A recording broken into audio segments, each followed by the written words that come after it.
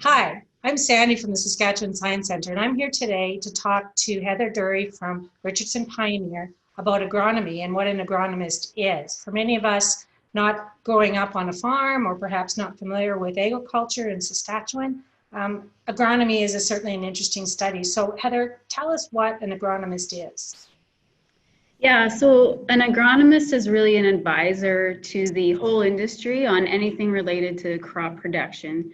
So they consider things like climate, weather patterns, crop management tools like varieties, hybrids, chemistries that we have to work with, fertility products that we have to work with.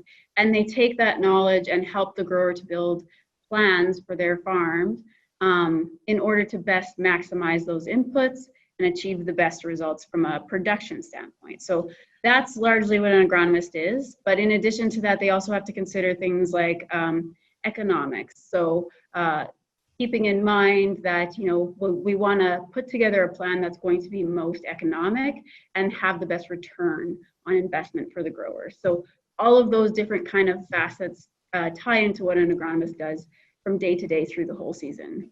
So your role then as an agronomist at Richardson Pioneer would be quite varied, particularly depending on what time of year it is.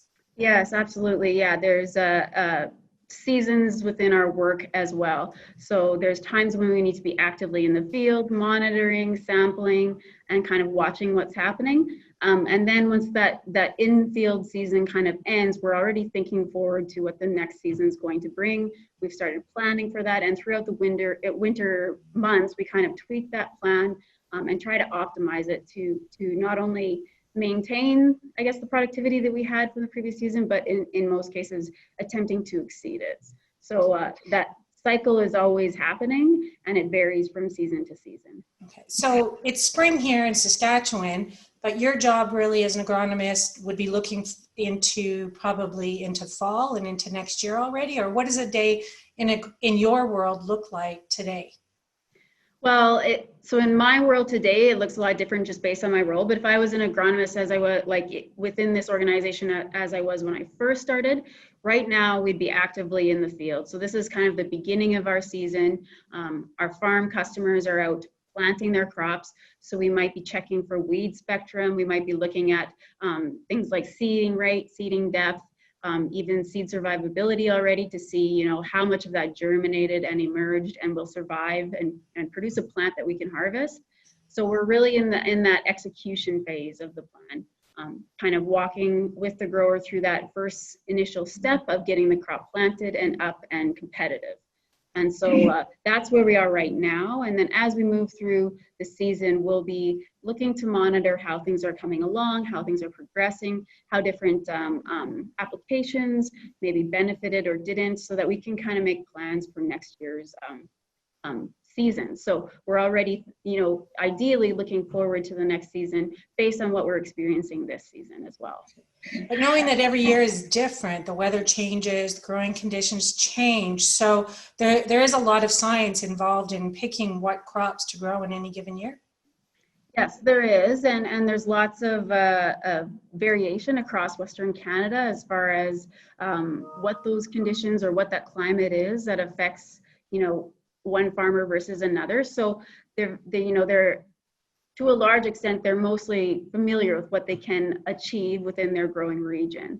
But then there will be more complexities within that. And as new technology comes on board, there might be some specific fits for their region, and we can help them walk through some of those technologies as they come on board, for sure. Interesting. So tell me a little bit about you. What's your story? How did you get to be an agronomist? Yeah, so I grew up on a grain and dairy farm in southwest Saskatchewan, and my parents always had us very involved, I guess from a young age, with what I would call work and chores, what we viewed as work and chores back then.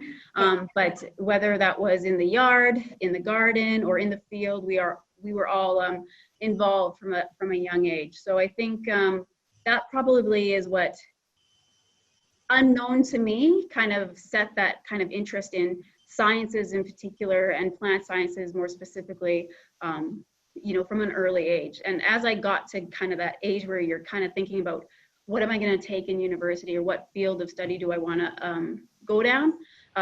I knew I was very science focused. I was interested in the sciences. I enjoyed biology. I enjoyed chemistry in high school.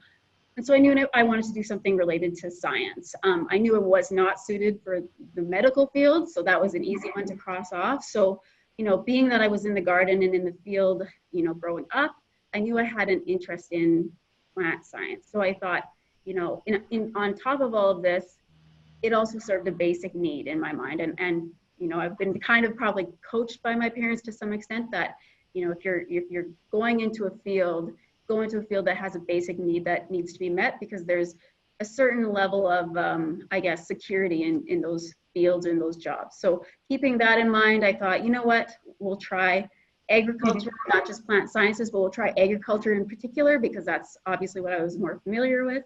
And yeah, moving into university, I guess I would say that's probably where, you know, the plant science component of the sciences really stuck for me, because, you know, a lot of those classes that you take in high school, that you enjoy in high school, become a lot harder when you go to university. But one thing that didn't change for me was my interest in plants.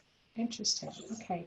So you work for Richardson Pioneer at Bennett Farm. Tell us a little bit about Bennett Farm and what your role is there. Sure. I'm the director of agronomy here at Bennett Farm. So I guess I shouldn't say at Bennett Farm. I'm the director of agronomy for Richardson Pioneer, and our divisional office, where I'm based out of, is on site here at Bennett Farm. The farm manager also reports into me, so I get the opportunity to kind of walk through that whole farm cycle with him as well. And I guess how that kind of goes for us is, the farm here is a farm that does demos and testing of the different products available to growers and the different solutions that he has presented to him in any given year. So as new technologies come on board, there's, you know, not a lot of familiarity with them initially. And we have the opportunity here to work with our supplier sponsors and other sponsors to kind of look at them firsthand and get a feel for them maybe before they even hit the market. So we're able to kind of do that testing, as well as just test more traditional or more well-known agronomic practices here within our trial program, and then tell that story to our stakeholders. So our farm stakeholders, our internal employees, we can use these trials to help kind of educate them and give them a sense of how they can use these tools available to them and their growers to maximize that production. Well, I know also too, having visited the farm and visiting the lab that you're sitting in today, you also have students and other visitors come out to the farm and see some of the work that you're doing. So tell us a little bit about the lab that you work in right there. Yeah, so we have a room that we, you know, have kind of dedicated to education and agronomy education or plant education, farm education, and we're able to grow plants in this room. We have some grow racks and grow lights and some grow chambers that we can use to kind of show you know, school groups that come through, or other groups that, you know, are interested in what we're doing here at Richardson Pioneer. They've come through and we've been able to kind of showcase what Canadian agriculture looks like throughout the whole season. So not just when it's green outside, but in winter when there's snow on the ground, we can still have something to show from that perspective. And so that's really exciting for us, because that training throughout the whole year is what I think we were missing or looking for in a big way prior to having this facility. Right. So tell me a little bit about some of the plant varieties that you are testing in the lab. I know that Richardson is known for canola, but are there other crops that you're testing out as well? Yeah, you know what, in here we're kind of growing anything that we not only merchandise or not only, I guess, purchase the grain for, but also anything that we're making recommendations on. So anything like wheat, durum, canola, soybeans, peas and lentils, all of those types of crops, we attempt to grow, if at, you know, at the very least, to have some educational opportunities here for our employees, for our growers, and for school groups that come through. So those are really, I guess I would say it's pretty wide open as far as what we can try to grow here, what we can try to demonstrate here, and it does kind of center, you know, on what we want to learn, or what our employees are looking to learn from. So Yeah, you certainly, I know that you have a lot of students that come through there, and a lot of students come through the Science Center to visit Richardson Agroland. And it's a great learning opportunity for those students. So if you were giving advice to a young student about considering a career in agriculture, you know, probably a lot of girls see themselves in you and as a mentor and as somebody that they might look up to. What type of advice would you give them as they are working through their high school careers? Yeah, I guess I think a key thing is just to not give up, and don't be afraid to go into a field just because you're not familiar with it. There's so much learning that I felt I got through post-secondary education. Once I went off to university, there was lots of opportunities to learn about agriculture, things I didn't even pick up while I was living on the farm. And then again, when you hit the workforce, there's just a ton of learning, I guess, that you get from just being on the job, that practical experience.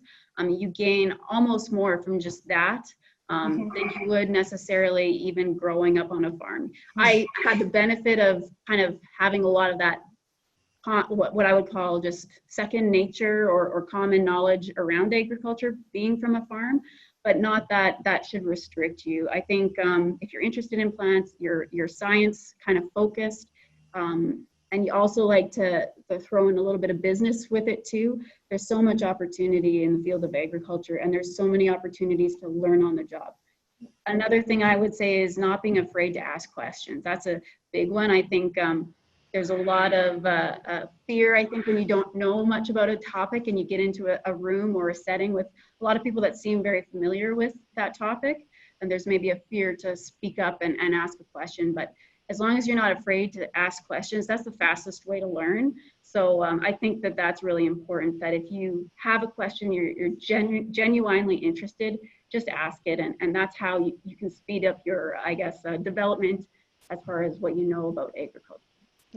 Certainly curiosity is key in any type of science endeavor, whether it's plants or animals or medicine or any other field of study. I think that that's really an important message I would give, is that, yeah, curiosity and explore and learn. And for you as an agronomist, with putting it into a simplistic terms for somebody like myself who's not, that enjoyment of plants and learning and discovering simply things about plants and how they grow is a really good place to start, and I think would make it less daunting perhaps as a starting point. Yeah, for sure. And I guess, you know, on that note, considering the complexities of our industry, there's so many things going on. There's so many different factors that affect everything along the way. I mean, to feel like you have to be expected to know all of it right away that's unrealistic, right? So the opportunity, again, like I say, to learn along the way throughout your post-secondary education and throughout your career, that's completely normal. So coming into the field with a little less knowledge than maybe a farm kid, you'll catch up as long as you're, like you say, eager, interested, and curious. That's awesome. I would thank you very much, Heather, for taking the time to talk to me today. I think it's fascinating to learn about different careers in agriculture, and particularly somebody like yourself, a young woman in a agriculture career. We often maybe don't see women in science fields, and I think you'd be a great role model for any young girl considering a job or a career in agriculture. So thank you so much. If I could ask you one last question though, before we end our chat today, what is your favorite part of your job? I think my favorite part of the job has always been that there is so much to learn. So I never feel like it's stagnant. So I'm always learning something new. There's, even within my career in Richardson, I started as an agronomist at a location, working directly with farmers. I learned a ton from the farmers, from the other, employees that I worked with. And now I'm in this situation where I'm at this office, kind of part of a team of agronomists that help to train our internal staff. And through that process, just through the process of training, I continue to learn things about crop production, about plant science, about agronomy, and how that all fits into the larger picture. So I think my favorite job is that it seems like if something's starting to feel old, you move into that next season and you kind of refresh, right? And you have an opportunity to learn, to build your knowledge again. And so you're constantly building your knowledge. You're constantly learning a little bit more about those complexities that farmers deal with on a day-to-day basis as their business. So I think that's my favorite part is just the abundance of opportunities to learn. So that's what I would say is positive for me. That's fantastic. So on that note, I thank you very much for chatting with me today, and have a great day and have a wonderful summer out on the farm. Yeah, thank you. Thanks.